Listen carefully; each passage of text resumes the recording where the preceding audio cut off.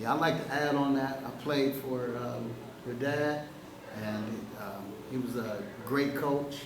He stayed on us. He was actually innovative. He would come um, and challenge us to open a playbook, and we had some plays that when we played other teams, they had no idea what was going on.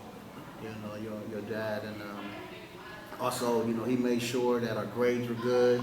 We couldn't play, even if we were, you know, some of our players were great but had poor grades. He'd make them sit the bench, and so those guys get their grades up, and then we're back out there playing again. So your dad was well respected, you know, not only just through the Linden Eagles, but in the Linden community.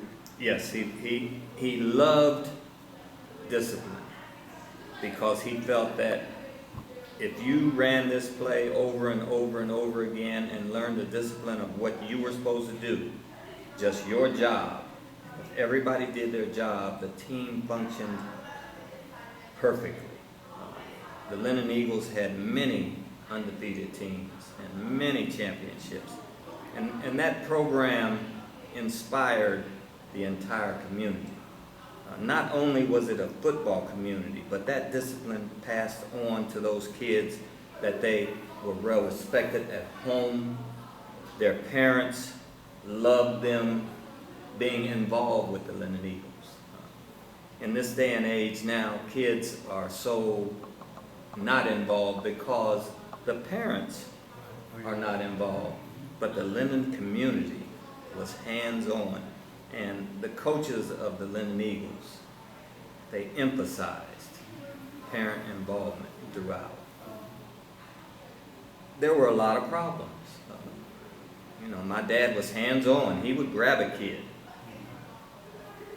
but he loved those kids, and I have never once heard a negative word from anyone who ever played for the Linden Eagles about the coaching that they received and the parenting that they received.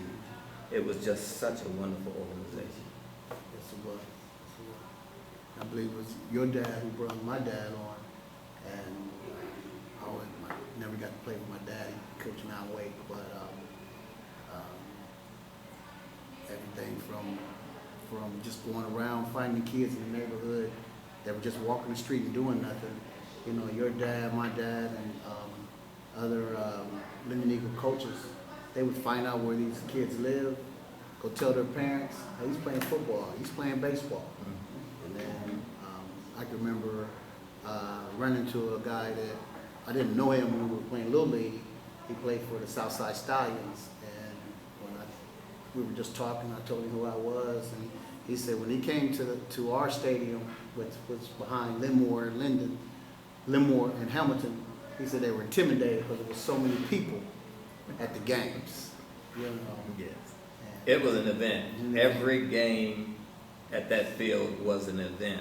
I can remember marching from Lyndon McKinley High School.